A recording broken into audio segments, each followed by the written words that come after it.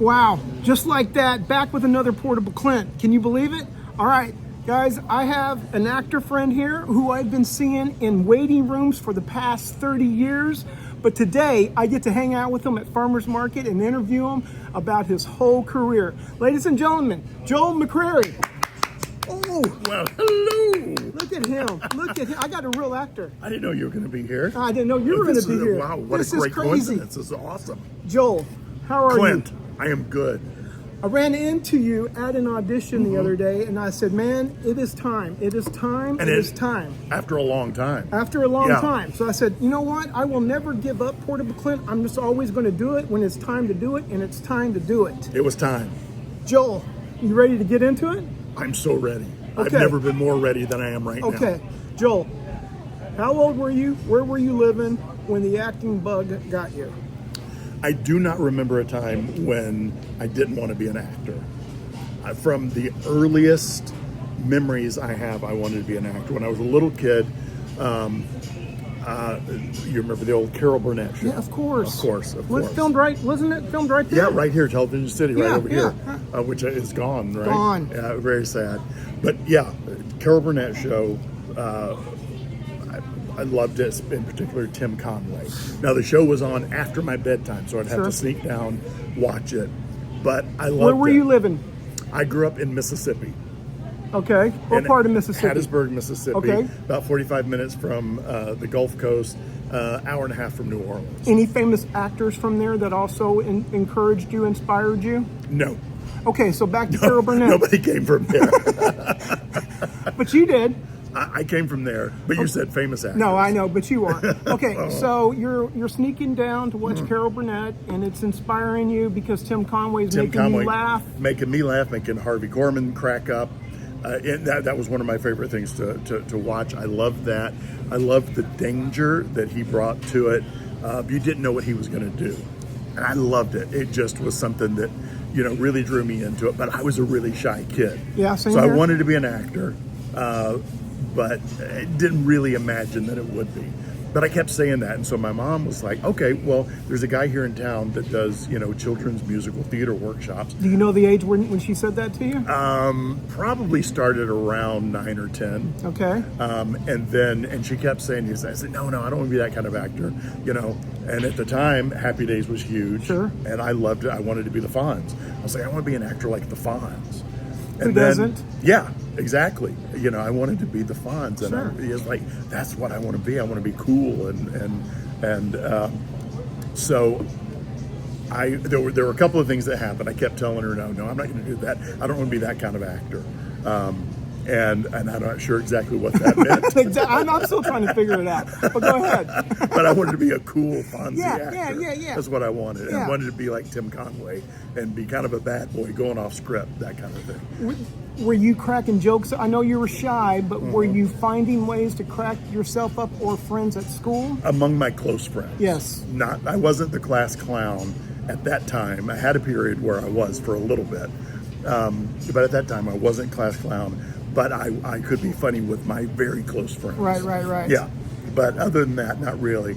But I remember reading, you remember the Weekly Reader? Yes. You get in school? Yes. There was a book in there that it was about some different people, and one of them was Henry Winkler. And I got it, and I read it, and it talked about him, going to school and doing Shakespeare and studying, I forget where he went. Did he go to Harvard? I don't know. I don't know. He went to some prestigious and Sure. did Shakespeare and, things like that. And I thought, oh, okay, so that's what he did, and that's the kind of actor I want to be. So maybe I do need to do theater.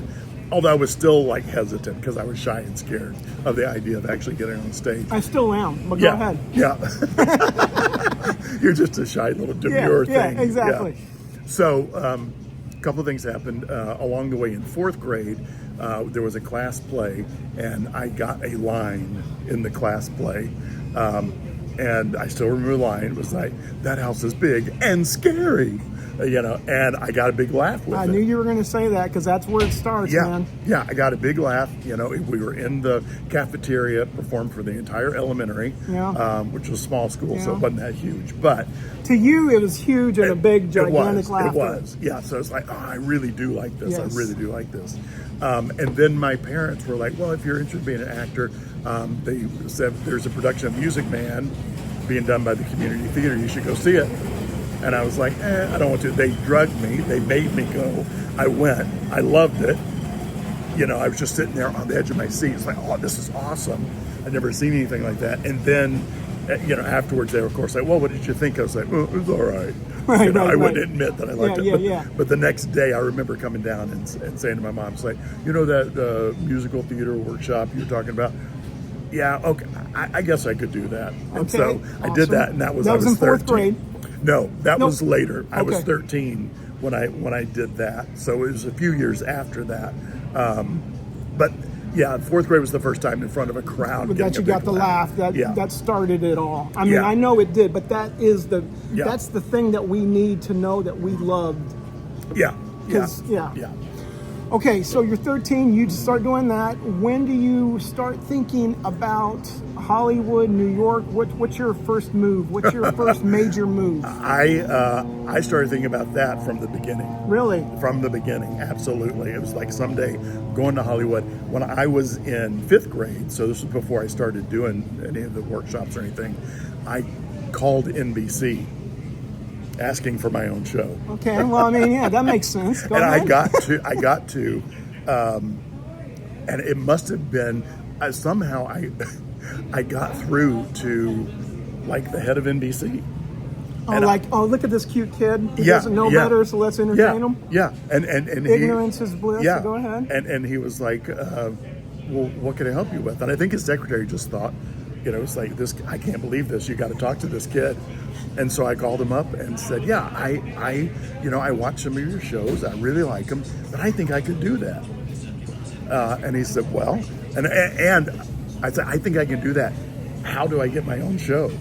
And he said, well, here's what you do. And he started saying, you want to workshop that. You want to do community theater. You want to start performing and doing that. And of course, that's not what I wanted to hear. I wanted to hear, well, come on out. Come on out, Yeah, we got a show ready for you.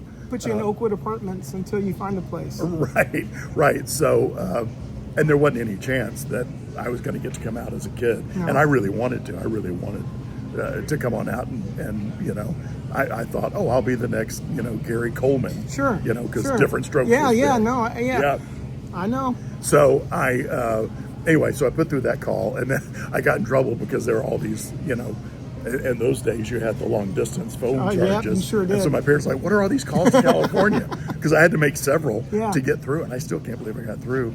And these short conversations, and anyway, got through to him, and he was like, but he was encouraging. He was like, well, if you really want to do that, you should do it. You work hard, you do this, makes take all the every difference opportunity. In the world. Yeah. And okay, so I'm sorry. I thought that was Eric Stone. Me too. I swear, I thought the same thing. Sorry, I got distracted. I really did. Sorry, everybody at home. We had somebody walk by that was like, "Hey, I know him." Okay, it really did look like him. It really did. Okay, so when did you what's your first move? When did you pack the car? Where did you go? Pack the car. Well, I went to college in my hometown. There was a really great theater department because I did community theater and that kind of stuff. I knew all the college professors there. And so they offered me a really nice scholarship, and it was a great place to start, but I outgrew it pretty quick. Sure. And I actually was more like a faculty member as a freshman because I remember I was put in charge of props to earn my scholarship. And so I was doing all the props for the shows, and I had a professor over me, but then they put 7 students under me as a freshman. And at the end of the semester, the college professor comes in and says, okay, so these students are under you. What grade did they get? Did they help out? Did they do what you told them to do? Did they get you props? And I was like, yeah. And so it's like I flunked this one kid who never showed up. As a freshman, I'm flunking another undergrad. So anyway, a couple of semesters there were great. I got great experience. And then I was looking for something bigger. And so I decided, okay, I'm going to go to a bigger, more challenging school. you know, because I needed to grow. Sure. I needed a bigger challenge. Sure. And so, but I had 9 months to kill because I couldn't transfer until the next fall. Okay, And what so year is this? What year is this? This would have been 88. Okay, because I know you come out here in 90, right? Is that 95. Okay, well, let's hang on. Okay, Let's not okay, get ahead because I okay. see your first credit at 90. What was that first credit? Growing Pains. That's not me. It's under your IMDb. Oh, no. You need to check that out. I That's need- the very need to first check that credit out. you got in 19. Really? Yes. No, I wasn't here in And 90. then in 98, you had your first movie credit. Okay, which was? I don't know. You tell me. I Okay, remember. but- I remember what it was, but it had an original title, and I always remember Playing by Heart. Okay. Was that it? Do I you remember? I don't remember. Okay, But it was. I did. That was my first. But now movie the credit. whole Growing Pains is throwing me off. But I know for fact it has you have a credit on there. Okay, I'll have to for check. that. I haven't seen that. I'll Yeah. have to look at that. No, I love a good IMDb page. So Yeah, I studied that. Yeah. So I didn't move out here until 95, but I was in school. I dropped out, was going to go to another school, but ended up getting a job and working for a company in Orlando, Florida. That's where everybody was saying the next big Hollywood was going to be. It was when I going to be first moved Hollywood out East. here. Yeah. Hollywood East. That was the Everybody's big thing. saying move there, move and there. a bunch of people came out. They built these beautiful studios, and they sat there empty. Yeah. It never happened. Yeah. It never happened. I mean, there was some stuff there, and I did a lot of work when I was there for Nickelodeon, which came about. When I first went to Orlando, I thought, okay, well, I should get an agent. So I went and met with an agent. They had no interest. They turned me away. I couldn't even get an Orlando agent and interested in me. But here I was with my headshot, which was my college, my high school graduation. Are you picture. serious? Oh yeah. Okay. Oh yeah. All right, well. Oh yeah. I still have a couple. We all have our copies of first that. headshots. Okay. So they said no. I was like, okay, well, fine, forget you. I don't want to do that anyway. I'm a live performer. Sure. I was doing these shows for this company that was subcontracted by Disney, and we did street theater, which I loved doing. I loved doing it, and did that at Disney for a while. They also did corporate entertainment and everything. And anyway, that we ended up opening up our own theater there. We lost the contract with Disney, and then long convoluted story, but we did a show in an abandoned warehouse, abandoned funeral home, downtown Orlando, Sure. as you do. A lot of people do. Yeah, exactly. Of course, as you do. And it was super creepy because we were on the ground floor, what used to be where they would hold, smaller services, and we turned it into a makeshift theater for. It was supposed to be a month, and we ended up being there for 3 months because it was just a big hit. And the city was like, "We'll stay." And then about a year later, they had another building that was set to be demolished, and they said, "You guys want to use it?" Until we tear it down. It's That's like, yeah. nice. And it was supposed to be for 6 months, but they ended up being there for, I think, 6 years. Okay. Yeah. So that was a lot. Tell me your first credit that you. Where do you get your start? So doing those shows, and it's mostly improv shows. We did original plays and comedies, but our bread and butter was doing improv. So I was Okay. making my living doing improv. And I think that's how I first met you, is through watching you and your buddies had. Yeah, go ahead. I don't want to get ahead. Go ahead. Okay. So we're doing those shows, and a lot of my fellow actors had agents, and so they're like, "You should get it." I was like, "No, I tried that." Yeah. And I was like, "No, Because once it's you not get for me." rejected once, you don't want to get rejected again. Right. Especially right. in this business. Yes, of course. So, but then, because the shows were really popular, at that time, Universal had a deal with Nickelodeon to do 90% of their production at Universal Studios in Orlando.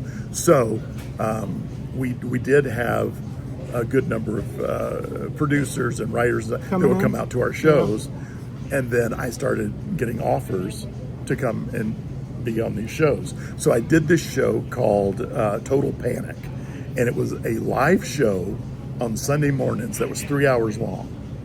Yeah. Wow. It was like, this sounds like something from the old radio days. Sure. It was Yeah, like yeah, this yeah. crazy show. And one of the hosts, do you know Greg Lee?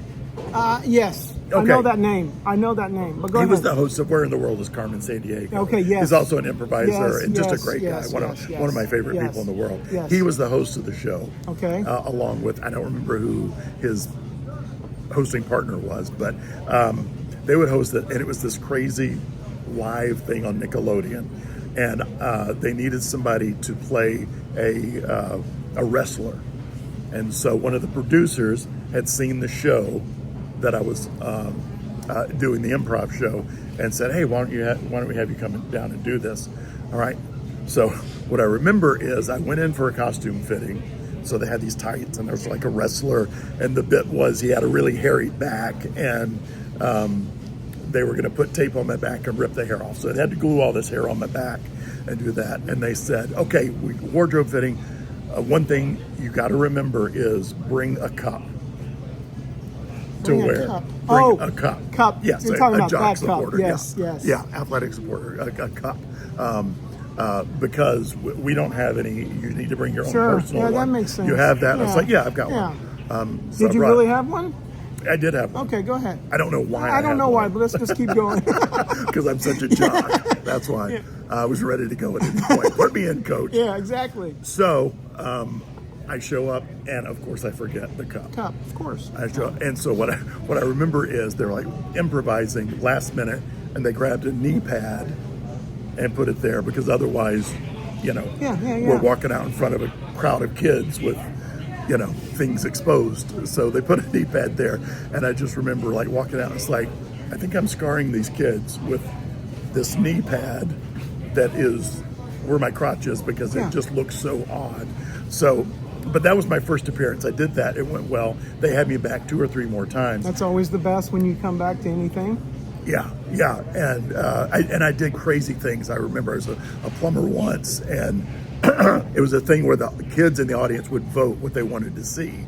And one of them was, I was supposed to be a plumber that was just there on the set working on something. And I said, and they had a choice, and they always thought they knew what the kids would pick. And one of them was for them to make guacamole in this plumber's armpit. Of course. Okay. Yeah.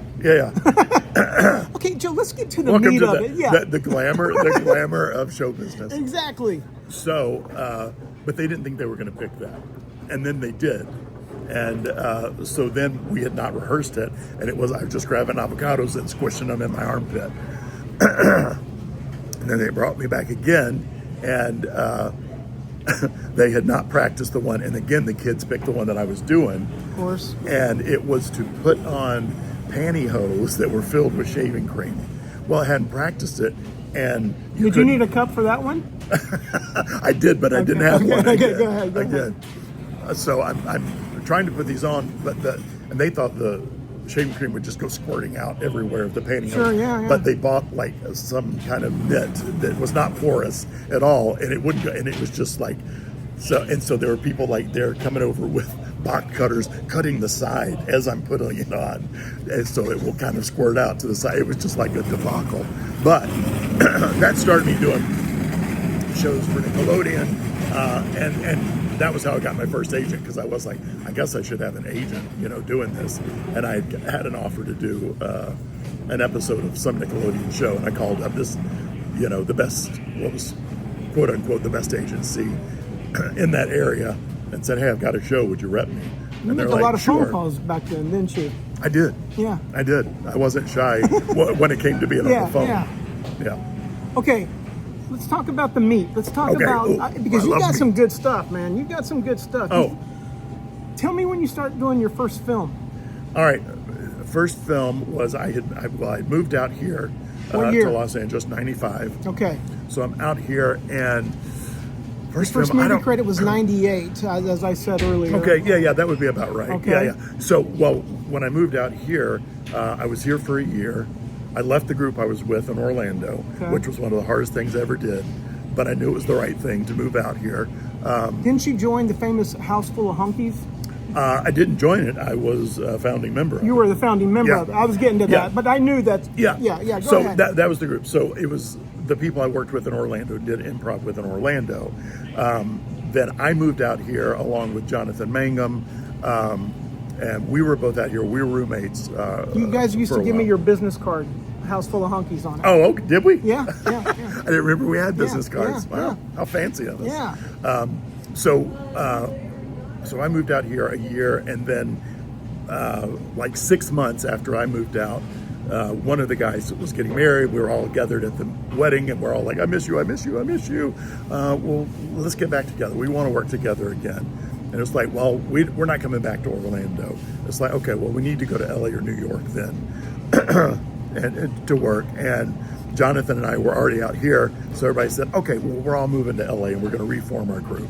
So that happened. So by 96, our group was here and we started performing. We did stuff at the Upfront down in Santa Monica, different places. There was this coffee shop in North Hollywood called A Cappella, and it had 4 A's at the beginning. I think I remember seeing that place. Really? Yeah. Wow. I just remember something like that in that North Hollywood, that little strip. On Lancashire. Yeah. Yeah. And across from the In-N-Out Burger. Yes. Yes. Yeah. The old school In-N-Out. You're talking about further down. Oh, it was way up there. It was way up there. It was not. It was not in that theater row, that little area. No, it wasn't there. Maybe it wasn't I'm there. making that up. No, I saw that. Maybe I'm thinking of Oz. Remember that place? Yeah. I think I may be confusing that one. No, it wasn't that. It was a coffee house, and and so we had been doing shows at Upfront and a couple places here and there where we had guested, and we're doing okay. And I don't remember how it happened, but somebody met somebody that was doing this coffee house. And said, hey, we've got a performing space. You guys want to come do a show? And it was like, yeah. And I remember our first show, we had one person in the audience, one person. And we went out and did a show for that one person. And we had a great show. It was actually really fun. Those are the best. And the next week, he brought like 4 friends. So now we had 5. Sure. And we just kind of kept doubling our house until we were selling that place out in a few months. Do you mind just going over the cast of that? Because it was a very impressive crew, as I remember. Who did you have in the House Full of Hunkies? House Full of Hunkies, Jonathan Mangum, Claire Sarah, who's a great screenwriter, and Dan O'Sullivan, who's the ukulele kingpin of New England. Yeah, we all know that. Okay, go ahead. Matthew Stephen Young, who's writing on TV shows. Let's see, Wayne Brady. Yes. Who I don't know what happened to him. I don't either. Yeah, Sorry. nothing. He never did anything. And Dave Russell. That was the core group, and then we had several guests that would come in. I remember that. From time to time. Kelly Holden and Steve Pernick were 2 of the regulars. Lisa Fredrickson played with us a lot. There's too many to mention. So we're doing shows at A Cappella. It's selling out. Then we get an offer at Acme Theater on La Brea, and we start doing primetime Friday night shows. I think that's where I saw you guys for the very first That's where we mostly got seen. Yeah. And we had a really good. We were there for about a decade. Yeah, about 10 years. Okay, let's get to one of your big things that I think, and Princess Diaries. Okay. How did you book that? And I want to know if you have any good Gary Marshall stories, but let's just take this one at a time. How did you get Princess Diaries? Okay, Princess Diaries came about because of the shows at Acme. I knew, okay. Yeah, one of our fans worked for Gary Marshall, and he kept coming back to us and saying, a guy named Tommy Hines, really great guy, and he said, yeah, I'm gonna bring Gary to your show, and we're like going, sure you are. And he said it for months and months, and then one night we're doing the show and we look out there, and there's Gary Marshall. Now, growing up, Happy Days, Laverne and Shirley, Mork and Mindy, all those. It's like that was my childhood, and so Odd Couple. I was just such a fan of his. So he's sitting out in the audience, and I'm just like, this is unbelievable. We have a great show, and then a few days later, I hear from Tommy. It's like, Gary wants to talk to you and Claire. And basically, were the other guys a little jealous that that came about? If they were, it would never. Of course. It never of was course shown. They would. Yeah. But of course, but, of course. But that would be like a fun jealousy, Yeah, Dude, exactly. Gary Marshall called you in, not me. Yeah. It really seemed like that. It really was, a supportive group. Of course, And so Claire and I got called in, and it was because I had the night he was there, I had done like a operatic singing thing, and Claire had done a Scottish accent in a scene, and it sparked his idea of what he could do, and so he created these characters in the Princess Diaries that Claire and I played. Where he created these roles because of what he saw you guys do. Well, he may have augmented them or changed them. They may have existed, still. But he was like going, "Yeah, I want a prime minister that likes to sing, and can sing." And so, where was the meeting? Where was the original meeting? it was on the phone, and then I went to his offices in Toluca Lake. Is that where at the his theater is? Yeah, it was the Falcon Theater. Now it's the Gary Marshall Theater. So he had offices right next door to the theater, part of the same building. It was like a breezeway. So I went there and met with him. They gave me some scenes, and they said, "Oh, no, actually, I forgot about this." First, it was Tommy called me up and said, "They want you to do something as a foreign prime minister." I was like, okay. And so I got with Bill Larkin, who was another one of the honkies, who was our pianist, and a great improviser in and of that, is in Chicago now.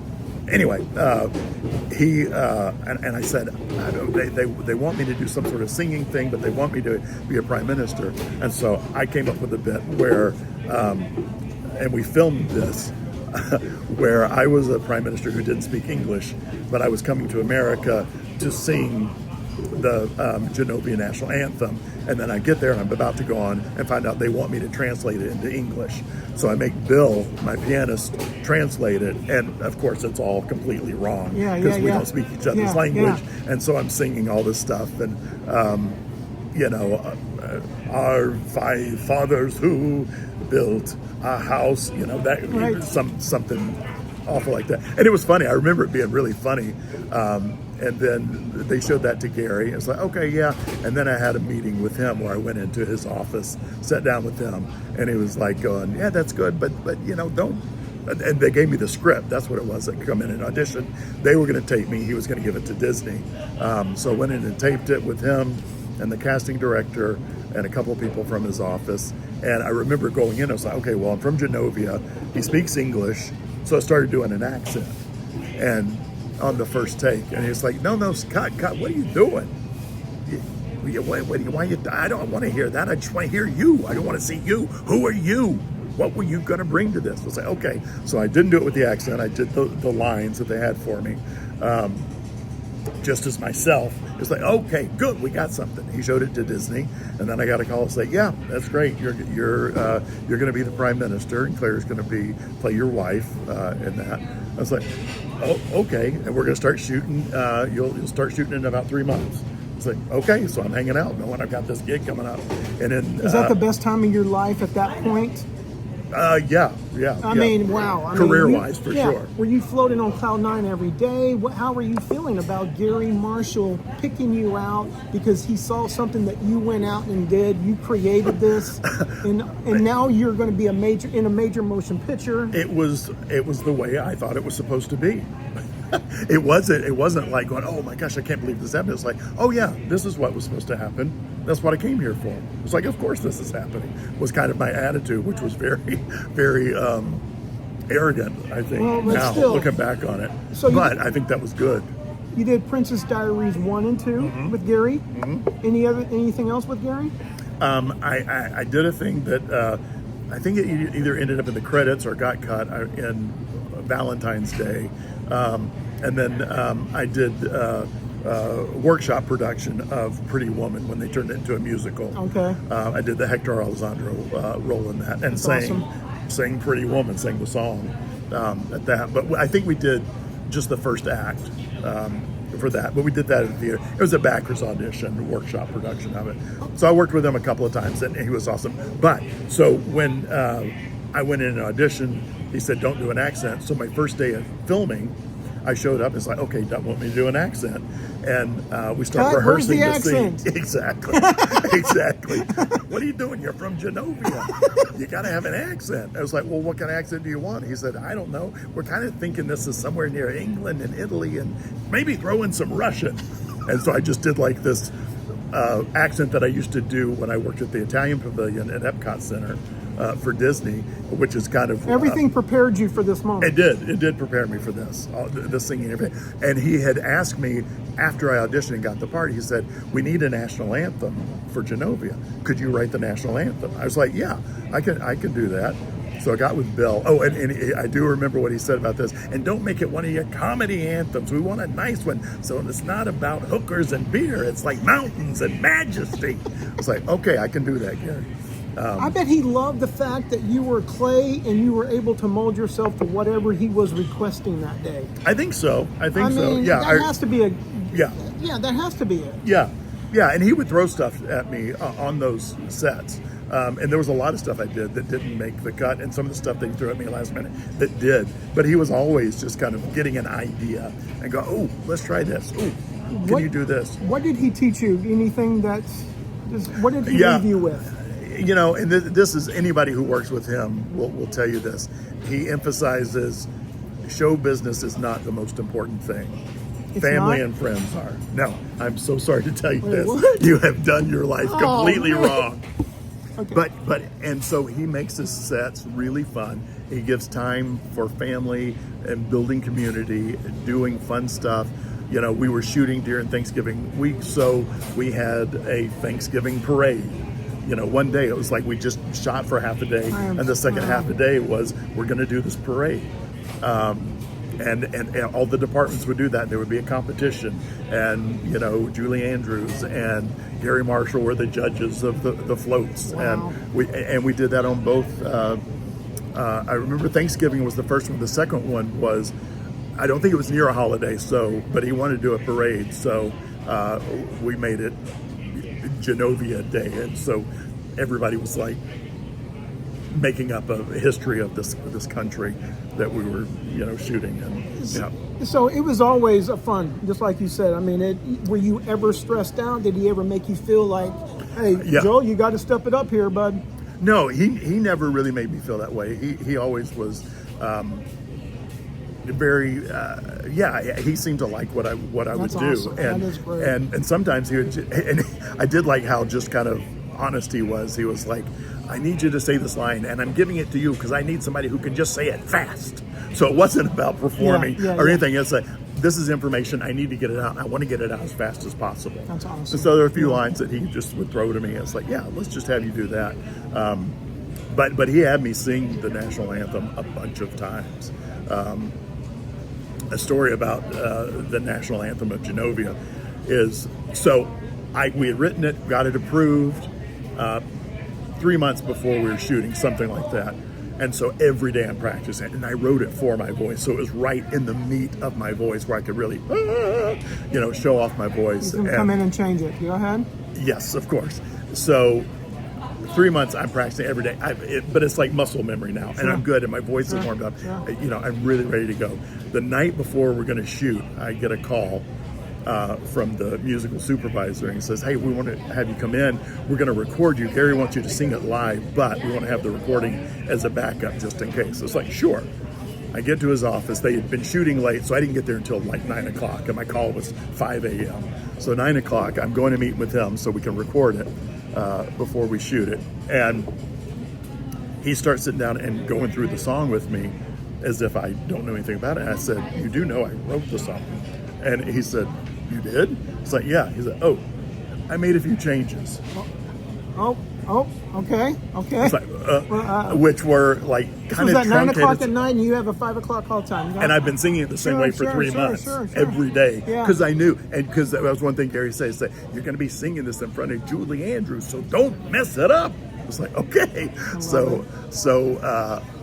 and that was my first day on set, was singing that in front of Julie Andrews, where 9 o'clock the night before I found out that it had been changed, and it was the same, but it had just been condensed, so now musically it doesn't make sense to me.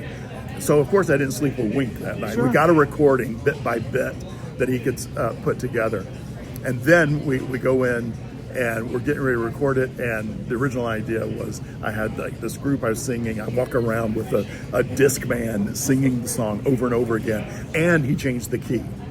He put it in lower key, so now I'm like, and it was like, I didn't really get to go to the meat of my voice. Anyway, so the next day we're doing it and getting ready to shoot. setting up the scene, and they had like a small, orchestra kind of thing there. So this is a little bit too big, too many, and so they got rid of that. And now it was like a little jazz trio. It was like that still doesn't feel right. And then it went down to just a harp.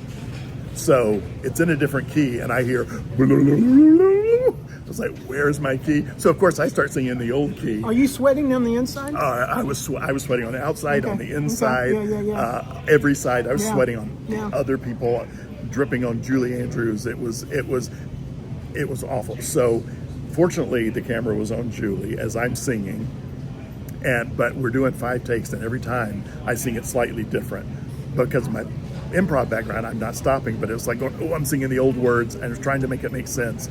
Oh, I'm in the old key now. Boom, I was all, and after 5 takes, Julie Andrews leans over and said, "So how does that song go, dear?" It was like, She's calling you out because you've changed so many times. Wow. So, and I told her what happened, and she said, "Oh, you must be horrified." I said, "Yes, ma'am, I am." And then she started helping me. Oh, that's nice. Yeah, and Anne Hathaway awesome. as well, because she has a musical background, and so they're like, "Oh, no." It's like, well, no, I know, and I was trying to explain, I know, but it's just I have this muscle memory of the way I've done it for 3 months, and so anyway, by the time the camera turned around, I had it and got a good take of it, but it was still in the wrong key. All of that was worth it for me if Julie Andrews helped me out, talked to me, comfort me. I love that stuff right there. Yeah. My other Julie Andrews story from that on the first one. So it's my last day of shooting. I've done everything. I don't have any lines that I know of. I'm through. And that's going to be a fun day for you, right? Because you don't have to worry about anything. You just have fun. On the set. It's just we're going to be there, part of the group dancing, But I don't have any more dialogue, and me and my wife will just be dancing. But we both had on shoes that didn't fit. And so we're like, we don't want to be on our feet all night. Sure, a big dancing scene with everybody. Yeah. We're going to be standing for hours. So our plan was to kind of hide around this alcove where the camera couldn't see us. And we could just hang out. And, we're like, but they had the choreographer on the movie said, we're not doing a normal waltz for our dance. I have created a Genovian waltz. Boy. Yeah, here it goes. I've created a Genovian waltz. And we're like, oh, okay, let me show it to you. And so he took us like 10 people at a time. And Claire and I were kind of in a hurry because it was sushi day. And if you didn't get there early enough, all the good stuff is gone. Yeah, I totally understand. So we're like, yeah, we got it. We're like, we're comic relief. It doesn't matter. We don't really need to know it. So we didn't pay attention. Plus, we're going to be hiding. We're not going to be on camera. Famous last words. Yeah, so we're hiding when they get everybody in the room, getting ready to rehearse and plan this out. And we're hiding, and I hear Gary Marshall yelling, "Motaz," that was my character's name, "Motaz, where's Prime Minister Motaz?" "I'm over here, Gary." "What are you doing over there?" I'm with my wife." No, you dance with her later. Right now, you're going to dance with Julie. So sweat starts coming out. Yeah, sweat starts coming out again. So I'm just like, I'm dancing with, so I should have paid attention to the choreography. Yeah. Holy crap. So now he says, you stand here in the middle of the room. She's going to come in. You'll say something nice. The music will swell. Take her in your arms and you dance. It's like, okay. So I'm going to other people I know on the set who were dancers. I'm like, how does this dance go? How does this dance go? And I've got like 2 minutes real quick. So show me. Okay, so it's this. So it's like a waltz, but just a modification. Yeah. They show me. Okay, I think I've got it. So I'm going through it in my head every second. Okay. I think I've got it. So I say, okay, let's rehearse. So she walks in. I bow. I say something nice. The music swells. And we're about to dance. So it's like, okay, we'll get a rehearsal in the dance. That's good before shooting. And then Gary Marshall's, and then you dance and you know what you're doing. Let's shoot it. So no rehearsal in the dance. Okay. No rehearsal. Sure. Now we're shooting it. Film is rolling. She comes in, I bow, music swells. I take her in my arms and we start to dance. And I'm stepping on her feet. She's stepping on my feet. But I know I'm doing the right steps. And she looks at me as I step on her foot and she steps on mine. And she goes, "What are you doing?" And because I know I'm doing the right steps, I look at Julie Andrews and go, "What are you doing?" And how did she take that? Fortunately, the choreographer at that point said, cut, Gary, I'm sorry, we need to cut. I was so busy teaching everybody else the Genovian waltz, I forgot to tell Miss Andrews. Thank God we are that not. person stepped up, man. Yes, absolutely. I'm so thankful for that.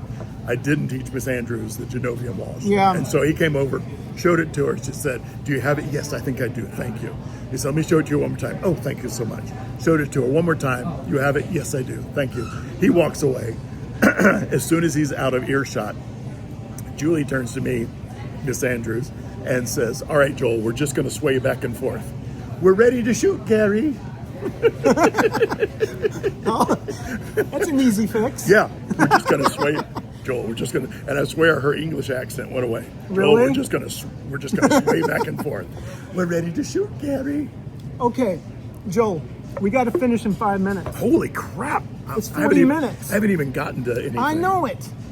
Okay. We don't have to, not 5, but let's figure out. Tell me, was that the best time of your career? Tell me the best time of your career, and also I'm going to ask you the worst time of your career. So, Okay. however you want to answer those questions, go ahead. Best time of my career was, well, the most fun I had in my career was doing the improv shows at Acme Theater with the House Full of Honkies group, bar none. Best experience, in my life. So that was the most fun. So performing live on stage was your favorite time here in Hollywood? Not working with Julie Andrews? I would say Gary that was the Marshall? most fun time professionally. Absolutely, working with Julie Andrews and Gary Marshall and Anne Hathaway was. But it's fun and also Hector to be with Elizondo. your friends on a stage, Yeah. making people laugh. But also, I mean, the shows that we did were so good. We were doing great work. And we, LA Magazine called us the best improv group in LA, possibly the world, was one of their reviews. Oh, wow. And it was like you're getting things like that. It was like, and we had sold out shows, for years I and can years. see that now. So that Okay. was huge. And I love that. And if there's anything I could do again, it would be going back and doing that. So that's why I go to that. However, working on that, doing a show called Dwight in Shiny Armor, where I was a series regular. I got to play the same character for 5 seasons. I loved that. That was great. They're all different variants of that. Doing an episode of Seinfeld, there was like I a know. great moment, with that, where they, when you're a guest cast on a lot of shows, you're just like, stay back, do your job, don't cause any trouble. Sure. And you're the redheaded stepchild. Nobody really knows you. Yeah. I remember there was a moment in one of the scenes that we had On Seinfeld? on Seinfeld. Okay. We rehearsed it, and Jerry Seinfeld and the writers and Jason Alexander were having a little powwow afterwards. And then all of a sudden, I hear Jerry go, "Hey, Joel, come here." I was like, Okay. "What?" Wow. He said, "Well, we're talking about that. We feel like the scene all works. It just needs a little button at the end." And I was like, and I was just shocked. They were including me Yeah, on this. yeah, As a yeah, guest cast, yeah, that never happens. yeah. Egos are so big. Yeah. And they This totally makes include. all the difference in the world to us actors. Go ahead. And I was just included. And I was like, yeah, I had an inspiration of something I wanted to do at the end, but the script says to do this, so I didn't do it. Can we just do the last 30 seconds of the scene, and I'll just show you what I wanted to do? And it was a simple thing. It was a moment where I take the candy bar that George thought was his, and I would take a bite of it, and in the script, I take a bite of it, and I turn and just walk out this door and just leave. But what I did was, and what I showed them was, I took a bite of the candy bar, looked straight at George, and then walked out, which gave him something. It was like saying, yeah, I got your candy Yeah, bar. yeah. And it gave him something to react off of, Yeah. because I'm behind this door that he can't get through. And so he's like banging on the door and yelling as I'm walking away. And so they just included me, and it wasn't a new line, it wasn't anything else. It was just this little look. And it was an inspiration I had when we rehearsed it. It's like, I should just look right at him. But I didn't do it because the script said this Yeah, other yeah, thing. yeah, He yeah. turns, walks away without seeing him. So anyway, that was like a great moment. There's so many great moments. How do you pick one? I know. That was a great I moment. normally don't pull out my notes, but I'm just going to go over these couple of things. You tell me one word, one sentence about these gigs, okay? Okay. Smurfs. Surprised. I recorded that. And You did voices for Smurf 1 and 2. Yeah, I was Farmer Smurf. Farmer yeah, Smurf. It was one of those I recorded thinking, oh, I'll never get this. And then I did, and everybody else was a celebrity. Now, he didn't have many lines. But still, you were in the But Smurfs. yeah. American Beauty. Yeah, that was, that was when I read the script and it said, this is either going to be one of the greatest movies ever made or just terrible. And I couldn't tell which. And then when I was on set and Sam Mendes showed me the setup of the scene that I was in, I was like, this is going to be one of the greatest movies of all time. Yeah, it was good. It was good. Yeah. It was good. Even though my mother, when it won an Oscar, said, congratulations on that amoral movie you were in winning an Oscar. Right. It's like, well, thanks, Mom. Okay, Mystery Men, directed by Kinka Usher, who directed me in a commercial. Did he direct you first in a commercial and then bring you in for the movie? Commercials first and then brought me in for the movie. He didn't bring me in for that. Dwight and Sean and I remember him telling me Yeah. that he purposely did. I know. Trial and error. I did the first season. Yeah, that's right. You were the bailiff, right? Yeah, I remember that. I was a fan. And then I was so excited to see you on thank there. you. But then I was like, the guy creator of it goes, hey Clint, if this gets picked up, you'll come back next year. I hear it gets picked up, but it's moved to Canada. So you go to Canada for 10 episodes. Yeah. You son of a.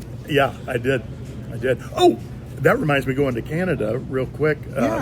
This may be on is the Funkhausers on the list? Yes, it is. Okay, Because of I won't Simon talk Helberg. That's right.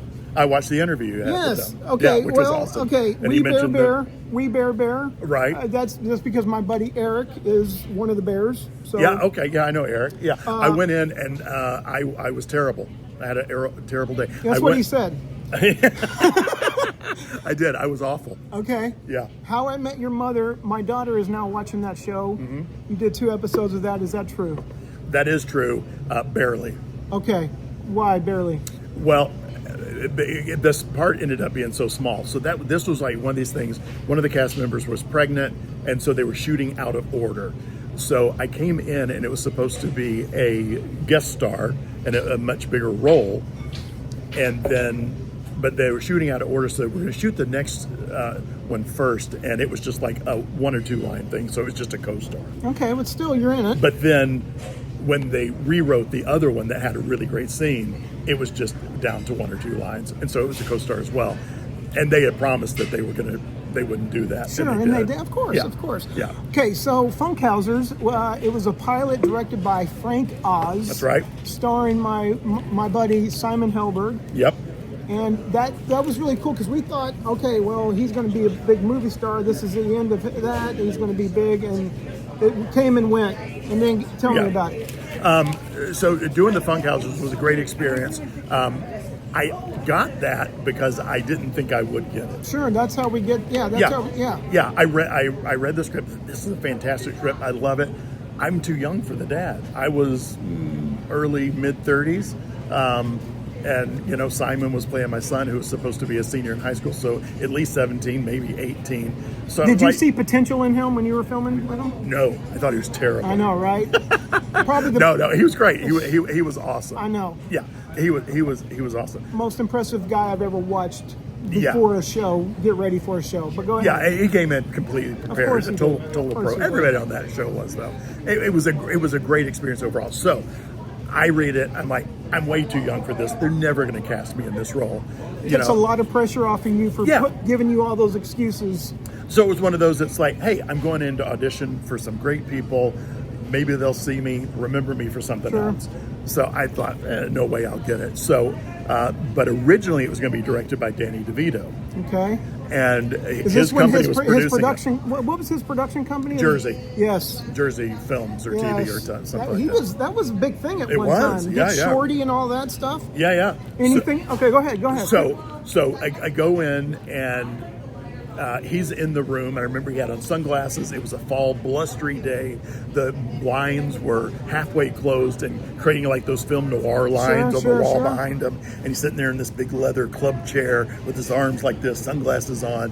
And I come in an audition. It's like my first line, and he goes, the next line, every line, he laughs on every one of those. And then I finish the last line, and he just looks at me, takes off his sunglasses, and goes, yeah. It was like, that's my favorite auditions. reaction. That's And a I good walked one. out and it was like, that was awesome. But I still thought, I'm never going to get it.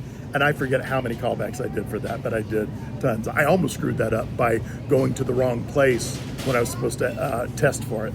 I've done that. Yeah. Yeah. Where did you go, really quick? Where was it, and where did you go? I went back to the Jersey film offices because I had gone there like sure. 6 times. Yeah, so you just assumed it was there. Then check the paperwork. No, I just went on automatic pilot. Yeah, I was yeah. thinking about the lines and the audition and everything like that, and I just went on automatic pilot. And I'm sitting there in the office, where I'd been many times before, and the receptionist, I said, "Yeah, I'm here for this." Oh, okay, have a seat.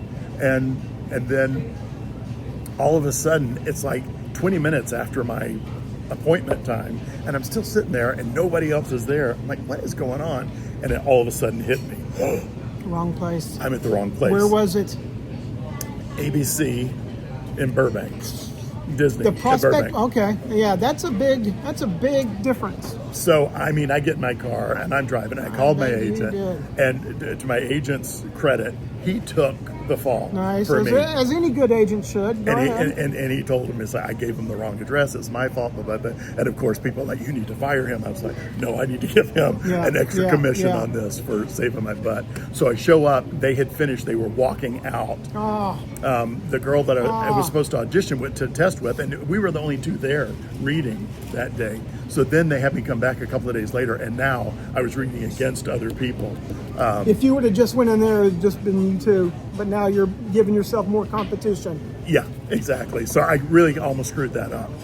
But it was a great experience, and that was a big disappointment that it didn't go, because I thought it was a great script. And but doing that put me on lists. I bet. And for like the next couple of years, I was going in and auditioning for all sorts of stuff. Yeah, and I did Frank tons of Oz. pilots. I mean, that was a big deal. Do you have time for my Frank Oz story? Go for it. All right. So Frank Oz, the way he directs, and this was Frank Oz is known for Muppets, That's all I'm gonna say. and Yeah, go ahead. director of one of my favorite movies, Little Shop of Horrors. Yes.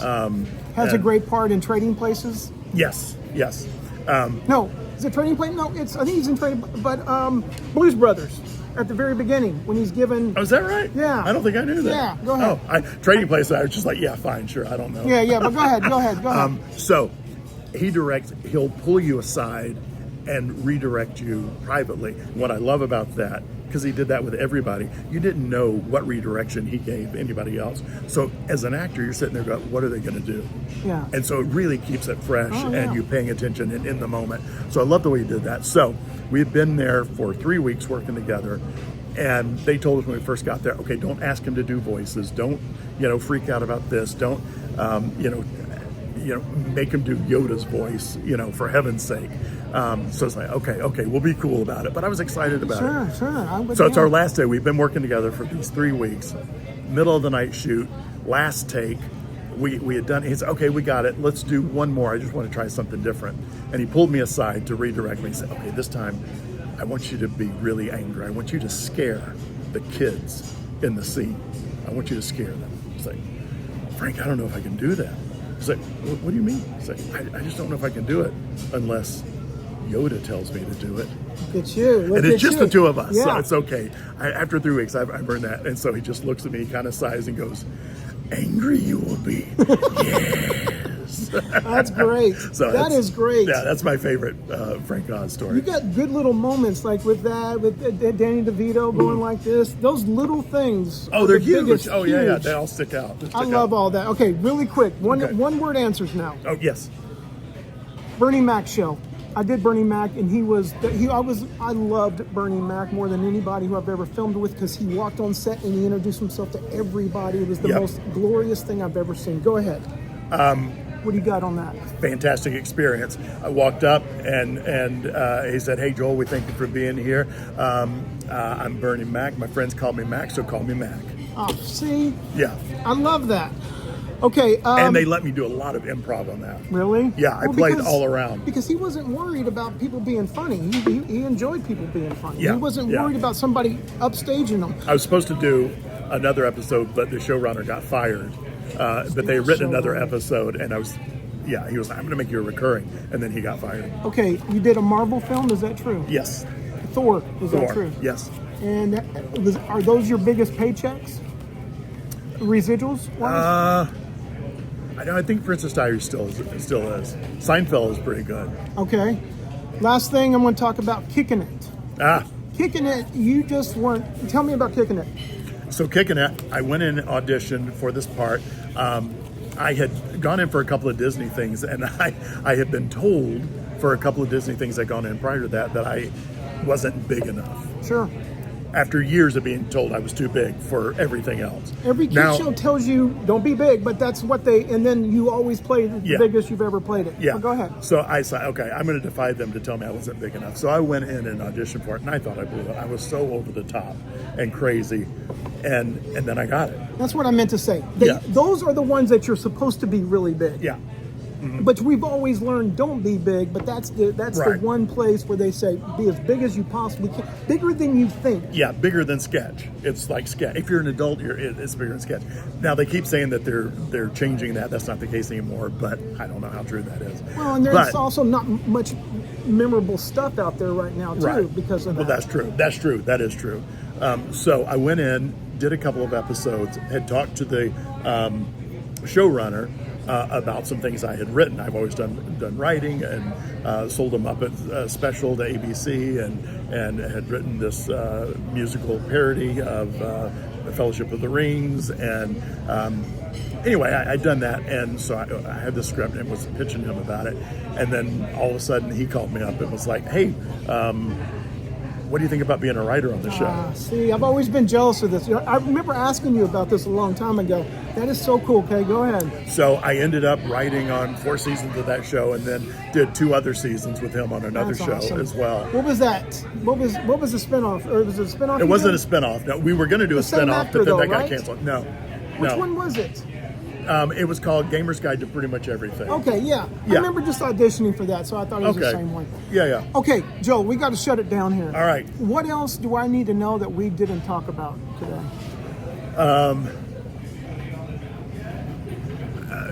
I think about me. About anything you want to tell me before we close it. All right, well, I'll tell the people out there that it's just, we're in such an interesting time. Yeah. You know, and it really feels very much now kind of like when I first came here, just the unknown of what the industry is, and just kind of hanging in there. And what does it mean?